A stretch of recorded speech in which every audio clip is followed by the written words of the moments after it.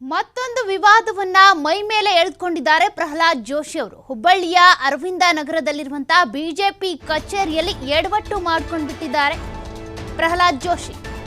ಕಚೇರಿಯಿಂದ ಅಂಬೇಡ್ಕರ್ ಹಾಗೂ ವಾಲ್ಮೀಕಿ ಫೋಟೋಗಳನ್ನ ತೆಗೆಸಿದ್ರ ಕೇಂದ್ರ ಸಚಿವರಾಗಿರುವಂತಹ ಜೋಶಿ ಅನ್ನುವಂತ ಪ್ರಶ್ನೆ. ಇದಕ್ಕೆ ಕಾರಣ ಕೂಡ ಇದೆ. ಕೇಂದ್ರ ಸಚಿವ ಪ್ರಹ್ಲಾದ್ ಜೋಶಿಯಿಂದ ದಲಿತ ವಿರೋಧಿ ನಡೆ ಉಂಟಾಗಿದೆ. ಬಸವೇಶ್ವರ ಫೋಟೋ ಇಲ್ಲ ಅಂತ ಪ್ರಶ್ನಿಸಿದ್ರು ಅನ್ನುವಂತ ಕಾರಣಕ್ಕೆ ಅಲ್ಲಿ ಇದ್ದಂತಹ ಅಂಬೇಡ್ಕರ್ ಹಾಗೂ ವಾಲ್ಮೀಕಿ ಫೋಟೋ ಕೂಡ ಆ ಕಚೇರಿಯಿಂದ ಔಟ್ ಆಗಿದ್ದಾವೆ.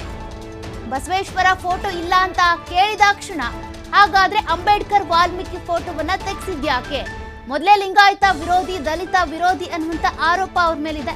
ಈಗ ಮತ್ತೊಂದು ಆರೋಪವನ್ನ, ವಿವಾದವನ್ನ ಮೈ ಮೇಲೆ ಎಳ್ಕೊಂಡಿದ್ದಾರೆ ಪ್ರಹ್ಲಾದ್ ಜೋಶಿ ಅವರು. ಆರ್ಎಸ್ಎಸ್ ಮತ್ತು ಬಿಜೆಪಿಯ ಸಂಸ್ಥಾಪಕ ನಾಯಕರ ಫೋಟೋಗಳಿಗೆ ಮಾತ್ರ ಅವಕಾಶವನ್ನ ಕೊಡಲಾಗಿದೆ. ಆ ದೃಶ್ಯಗಳನ್ನ ನೀವು ನೋಡ್ತಾ ಇದ್ದೀರಾ. ಅಂಬೇಡ್ಕರ್ ಹಾಗೂ ವಾಲ್ಮೀಕಿ ಫೋಟೋಗಳನ್ನ ತೆಗೆಸಿದ್ದಾರೆ. ಸದ್ಯಕ್ಕೆ ಅಲ್ಲಿರುವಂತಹ ಫೋಟೋಗಳು ಆರ್ಎಸ್ಎಸ್ ಮತ್ತು ಬಿಜೆಪಿ ಸಂಸ್ಥಾಪಕ ನಾಯಕರ ಫೋಟೋಗಳು ಮಾತ್ರ. ಅಲ್ಲಿ ಇರುವಂತವರು ಪ್ರಶ್ನೆ ಮಾಡಿದ್ದಾರೆ, ಮೊದಲೇ ನೀವು ಲಿಂಗಾಯತ ವಿರೋಧಿ, ಬಸವೇಶ್ವರ ಅವರ ಫೋಟೋವನ್ನ ಯಾಕೆ ಕಚೇರಿಯಲ್ಲಿ ಇಟ್ಟಿಲ್ಲ, ಬಿಜೆಪಿ ಕಚೇರಿಯಲ್ಲಿ ಅಂತ. ಅರವಿಂದ ನಗರದಲ್ಲಿರುವಂತಹ ಬಿಜೆಪಿ ಕಚೇರಿ.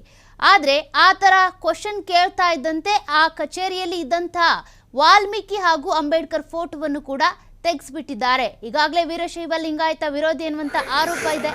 ಅದೇ ರೀತಿಯಾಗಿ ದಿಂಗಾಲೇಶ್ವರ ಸ್ವಾಮೀಜಿಗಳು ಕೂಡ ಅವರ ವಿರುದ್ಧ ಮುಗಿಬಿದ್ದಿದ್ದಾರೆ. ನಾನು ಬಂಡಾಯ ಸ್ಪರ್ಧೆಯನ್ನ ಮಾಡ್ತೀನಿ ಅಂತ ಹೇಳ್ತಿದ್ದಾರೆ.